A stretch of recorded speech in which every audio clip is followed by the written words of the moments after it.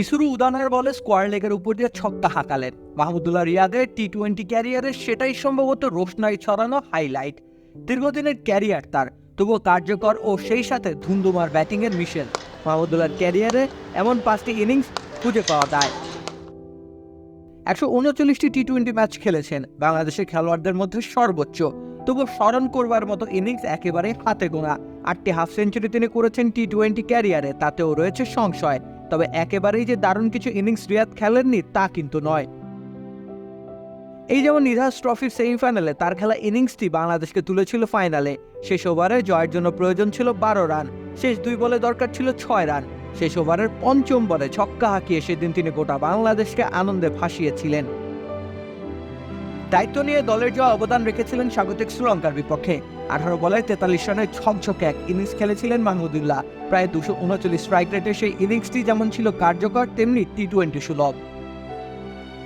সুশাসন, সুদৃঢ় আর্থিক ভিত্তি, সুচিন্তা, সবার জন্য সিটি ব্যাংকই ভরসা। এমন আরেকটি ইনিংস তিনি খেলেছিলেন 2016 সালের এশিয়া কাপে পাকিস্তানের বিপক্ষে সেমিফাইনাল ম্যাচ। 15 বলে 22 রান করেছিলেন তিনি। সেই ইনিংসের প্রভাবে ফাইনালে উঠেছিল বাংলাদেশ। 2 ওভারে 18 রান প্রয়োজন ছিল জয়ের জন্য। 19তম ওভারে নো বল বাউন্ডারি সহ 10 রান নিয়ে ম্যাচ জয়কে সহজ করে দিয়েছিলেন মাহমুদুল্লাহ। তাছাড়া শেষ ওভারের প্রথম বলে বাউন্ডারি হাঁকিয়ে জয় নিশ্চিত করেন তিনি নিজেই। এই 2 সেমিফাইনাল ছাড়াও একটা বেশ গুরুত্বপূর্ণ ইনিংস তিনি খেলেছিলেন অস্ট্রেলিয়ার বিপক্ষে। মিরপুর হোম অফ ক্রিকেটে রিয়াদের খেলা ইনিংসের সুবাদে অজিদের হারিয়েছিল বাংলাদেশ। সেদিনের উইকেট ছিল ভীষণ কঠিন। অস্ট্রেলিয়ার ব্যাটাররাও 100 স্ট্রাইক রেটে ব্যাট চালাতে হিমশিম খেয়েছিলেন। তেমন এক উইকেটে দাঁড়িয়ে অর্ধশতক করেন মাহমুদুল্লাহ। দলীয় 3 রানে 2 উইকেট হারায় বাংলাদেশ। সেখান থেকে দায়িত্বশীল ব্যাটিং করে দলের সংগ্রহকে 127 রান অবধি নিয়ে গিয়েছিলেন ডানহাতি মাহমুদুল্লাহ রিয়াদ। 4 নম্বরে ব্যাট করতে নেমে 7ম ব্যাটার হিসেবে মাঠ ছেড়েছিলেন তিনি। তার আগে নামের পাশে যুক্ত করেন 52 রান।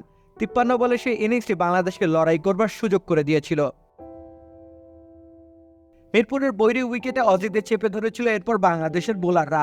শেষ অবধি 10 রানের জয় নিয়ে মাঠ ছেড়েছিল স্বাগতিকরা। এছাড়াও বেশ কিছু ইনিংসে বল হাতে ছোট ছোট কিন্তু গুরুত্বপূর্ণ দায়িত্ব পালন করেছিল মাহমুদুল্লাহ। তবে উল্লেখযোগ্য ছিল পাকিস্তানের বিপক্ষে 1 ওভারে 3 উইকেট শিকার করা। সময়ের ব্যাসার্থে যতটা বিস্তৃত ছিল মাহমুদুল্লাহ টি-20 ক্যারিয়ার, ততটা কার্যকারিতা ছিল না তাতে। বরং বরাবরই গড়পড়তা মানে ইনিংস উপহার দিয়েছেন তিনি। তাই তো সেরা 5 ইনিংসও খুঁজে পাওয়া বিশাল এক চ্যালেঞ্জের কাজ। অবশেষে মাহমুদুল্লাহ নিজের উপর থেকে চাপ কমালেন, যেন হাফ ছেড়ে বাঁচল বাংলাদেশও। রাকিব হোসেন রুম্মান, খেলা 71।